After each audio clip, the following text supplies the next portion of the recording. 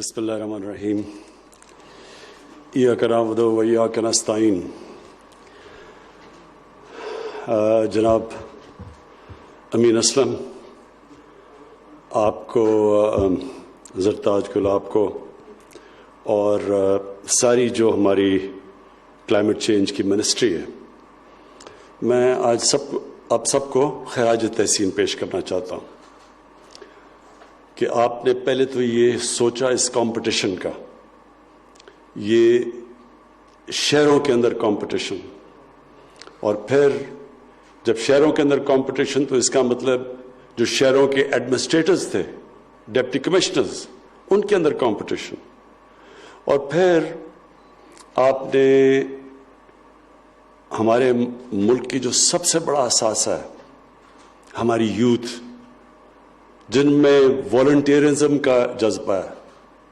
میرے سے زیادہ کوئی اس چیز کو نہیں جانتا کہ پاکستان میں کتنا جذبہ ہے خیرات دینے کا، والنٹیئر کا، اپنا ٹائم دینے کا، کام کرنے کا ملک کے لیے. ہم ایک بڑے خوش قسمت قوم ہیں، اور ہمیں اپنی خود طاقت کا بھی نہیں پتہ، کیونکہ ہم اللہ میں ماننے والے ہیں. زیادہ تر لوگ گناہگار بھی ہوتے ہیں، لیکن ان کو اپنی آخرت کی فکر ہوتی ہے، وہ اللہ کو خوش کرنا بھی چاہتے ہیں. اور ایسے جب لوگ ہوتے ہیں تو ان کے اندر ایک وہ چیز ہوتی ہے جو کہ بالکل بڑے کم لوگوں میں نے دیکھا ہے، جو اللہ میں نہیں مانتے، ان میں نہیں ہوتی وہ. کیونکہ آخرت کی فکر ہوتی ہے تو ہم سارا وقت سوچتے ہیں. سیلفش زندگی جب گزاریں تو کہیں ذہن میں آتا ہے کہ ہمیں کچھ نہ کچھ اللہ کو خوش کرنے کے لیے کرنا چاہیے. اور مجھے اس چیز کا کبھی اندازہ نہ ہوتا اگر میں شوکت خانم کے لیے پیسے اکٹھے کرنے میں پبلک میں نہ نکلتا. جب میں پبلک میں نکلا تو تب مجھے اندازہ ہوا کہ وہ لوگ جن کے پاس کچھ بھی نہیں تھے پیسے، وہ بھی شرکت کرنا چاہتے تھے. ایک کینسر ہاسپٹل ایک بن رہا تھا لاہور میں، لیکن سارے پاکستان میں لوگوں نے شرکت کی اس میں. اور عام لوگوں کی میں بات کر رہا ہوں، چھابڑی والا، جو چائے بنانے والا ہے، وہ گاڑی میں ڈرائیور، رکشہ ڈرائیور، یہ سب نے اپنی حیثیت کے مطابق شرکت کی. تو میں بڑا حیران ہوتا تھا کہ یہ کیوں بیچاروں کے پاس اتنا زیادہ ہے بھی نہیں، تو یہ کیوں ہی شرکت کرتے ہیں. تو ساروں نے آخر میں یہ کہا کہ جی ہم اپنی آخرت کے لیے کر رہے ہیں، ہم اللہ کو خوش کرنے کے لیے کر رہے ہیں. تو میں نے تب ریئلائز کیا کہ بہت بڑی طاقت ہے ہمارے ملک میں، جس کو ہم استعمال نہیں کرتے. ہمیں پتہ نہیں ہے کہ ہم کتنی ایک عوام کی طاقت کے اوپر بیٹھے ہوئے ہیں. اور وہ کیوں ہم اس کو استعمال نہیں کر پائے؟ کیونکہ ہماری گورنمنٹ اور عوام کے اندر ایک بہت بڑا گلف ہے، ایک بڑی گیپ ہے. تو جب بھی ہم، اور میں نے اپنی زندگی میں دیکھا ہے، جب بھی گورنمنٹ نے اور عوام نے ایک طرف راستہ پکڑا ہے، ایک آبجیکٹو کی طرف گئے ہیں، ملک وہ کام کر چکا ہے اور کر سکتا ہے جو ہمیں خود بھی نہیں اندازہ. تو یہ جو انیشیٹو ہے، یہ بڑا امپورٹنٹ انیشیٹو ہے ہمارے مستقبل کا. پہلے تو ہم سب کو یہ پتہ ہونا چاہیے کہ ہمارے نبی صلی اللہ علیہ وسلم کی یہ حدیث ہے کہ آدھا ایمان صفائی ہے آپ کی. میں جب کتاب پڑھ رہا تھا، کتابیں میں نے پڑھی کہ جب کروسیڈرز، جب پہلی دفعہ ان کا ٹاکرا ہوا مسلمانوں سے آج سے 1000 سال پہلے، تو ان کے میں اکاؤنٹس پڑھ رہا تھا. تو وہ جو مسلمان تھے تب کے، وہ جب ان کو دیکھتے تھے، وہ جو یورپینز جب یہ جو کروسیڈ کرنے آئے تھے یورپ سے، تو وہ کہتے تھے کس طرح کے جنگلی لوگ ہیں. کہتے تھے نہاتے نہیں ہیں، یہ صاف لوگ نہیں ہیں. اور وہ دوسری طرف کہتے تھے کہ یا پہلی دفعہ انہوں نے حمام دیکھے جدھر لوگ نہاتے تھے، صفائی تھی. تو بڑا کانٹراسٹ تھا دو سیولائزیشنز کے بیچ میں، کہ صفائی تھی، صاف ستھرے لوگ تھے، اور ان کے مقابلے میں وہ جنگلی ان کو کہتے تھے. لیکن بدقسمتی سے آج اگر آپ یورپ میں جائیں، اور تو چھوڑیں سوئٹزرلینڈ میں جائیں، جرمنی میں جائیں، تو آپ حیران ہو جائیں گے کہ انہوں نے کس طرح اپنے ملکوں کو صاف ستھرا رکھا ہوا ہے. اور اللہ نے ہمیں وہ ملک دیا ہے. میں بار بار اپنے لوگوں کو کہتا ہوں، کیونکہ ہمارے زیادہ تر لوگ جو حکمران رہے ہیں ان کو پتہ ہی نہیں ہے پاکستان کا. کسی نے پاکستان ایسے نہیں دیکھا جو میں نے دیکھا. کوئی پاکستان کا حصہ نہیں ہے جس میں میں نہیں گیا. سارا بلوچستان سے لے کے کونوں میں، سارا سندھ، اندرون سندھ، گاؤں، پنجاب، ناردرن ایریاز، قبائلی علاقہ، یہ سب میں پھرا ہوں.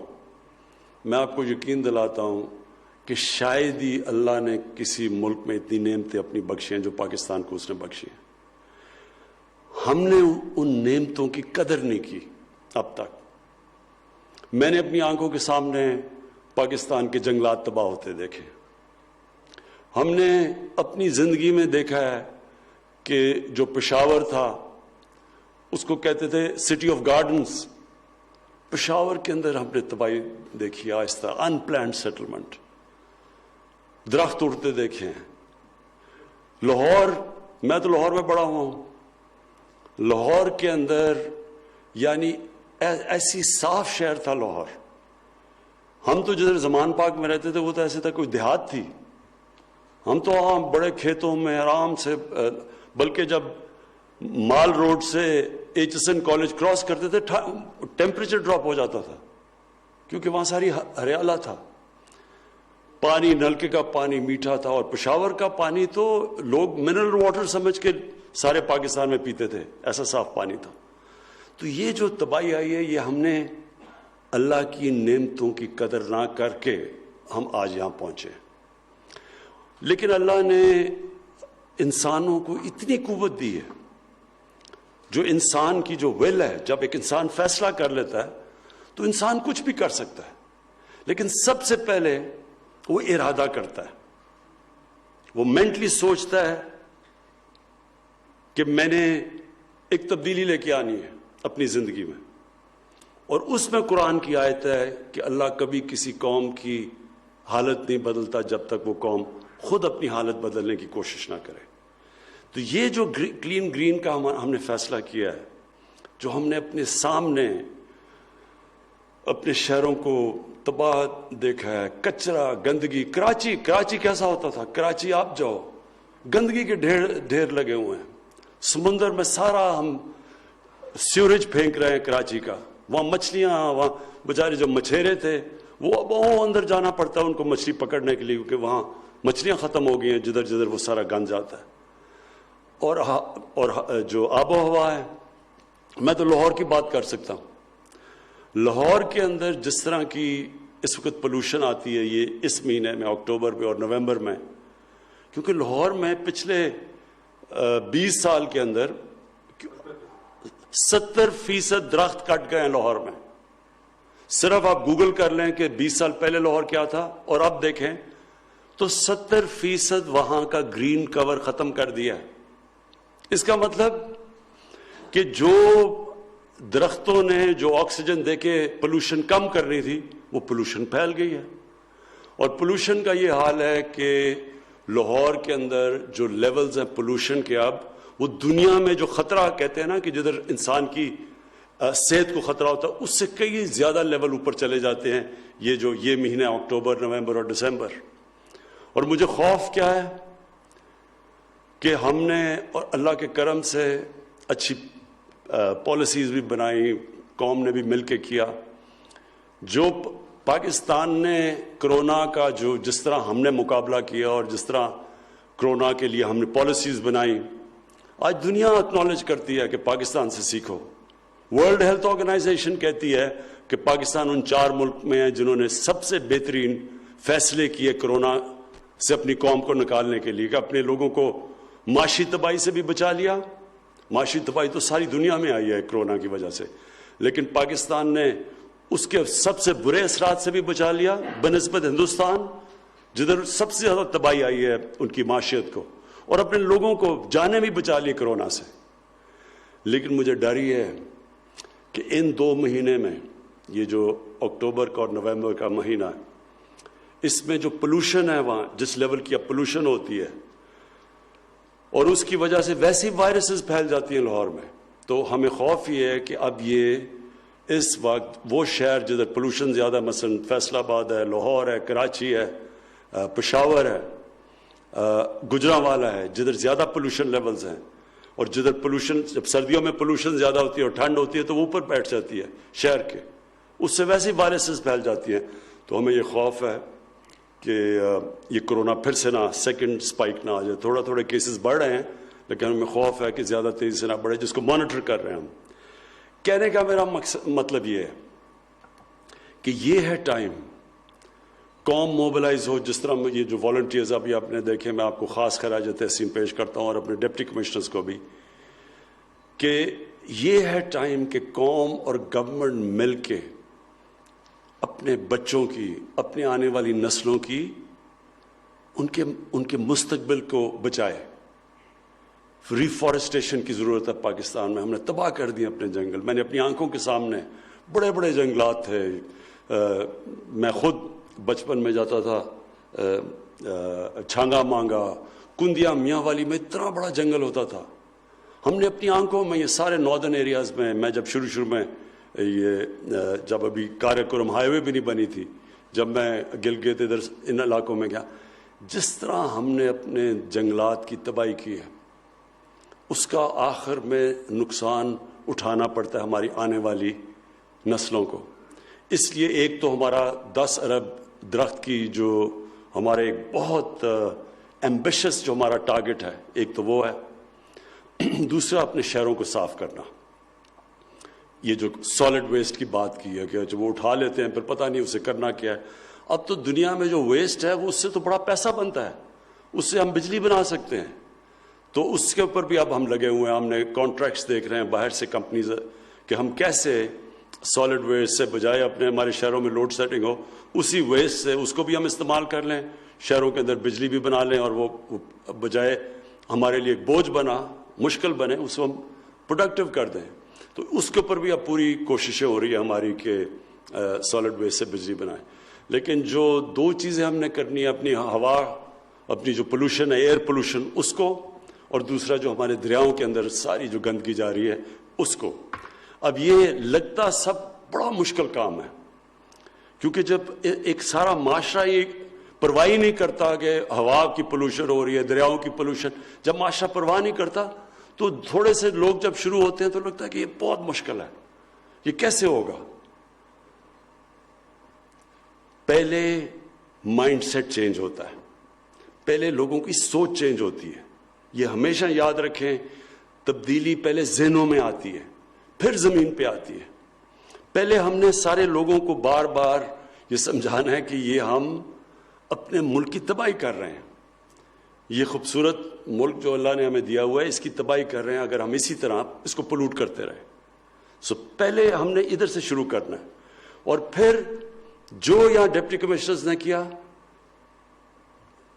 یہ اس لیے امپورٹنٹ ہے کہ جب تھوڑے سے ڈپٹی کمشنر اپنی ڈیوٹی سے ہٹ کے کام شروع کر دیتے ہیں اور ان کو جب اکنالج کیا جاتا ہے، تو معاشرے کے اندر سزا اور جزا کا جو نظام ہے وہ جب وہ آ جائے، وہ معاشرہ آگے بڑھنا شروع ہو جاتا ہے.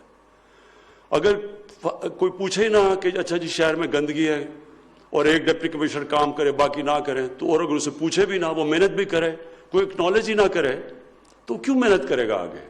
تو ہم نے اب سے انسینٹیوز دینے شروع کرتے ہیں. جن ضلعوں کے اندر ڈپٹی کمشنرز نے کام کر کے اپنے ضلعوں کے میں، جس طرح اٹک کی بات کی، اور آئی ہوپ یہاں سفارش نہیں تم نے کروائی تھی اٹک میں، اگر اٹک کی بات کی ہے تو اٹک کے ہم نے ڈپٹی کمشنر کو اٹھانا ہے، اس کے پھر اے سی آر کے اندر جانا چاہیے، اس کو اکنالج کرنا چاہیے، اس کو بونسز ملنے چاہیے، اس کی تنخواہ میں اضافہ ہونا چاہیے. اور جن علاقوں کے اندر ڈپٹی کمشنرز وہاں گندگی ہے، وہاں صفائی نہیں ہے، ان کو اس کی سزا ملنی چاہیے. یہ ہوگا جب ہمارا معاشرہ اوپر جائے گا. ابھی تک جو ہماری بیوروکریسی کا سسٹم بن گیا ہے، سزا اور جزا ہے ہی نہیں. ساروں کو کٹھوں کو ایک ہی دم، جب تنخواہیں کرنی ہوتی سب کو ایک ہی دم تنخواہیں اوپر کر دیتے ہیں. کوئی نہیں یہ دیکھتا کہ کس نے محنت کی کس نے نہیں کی.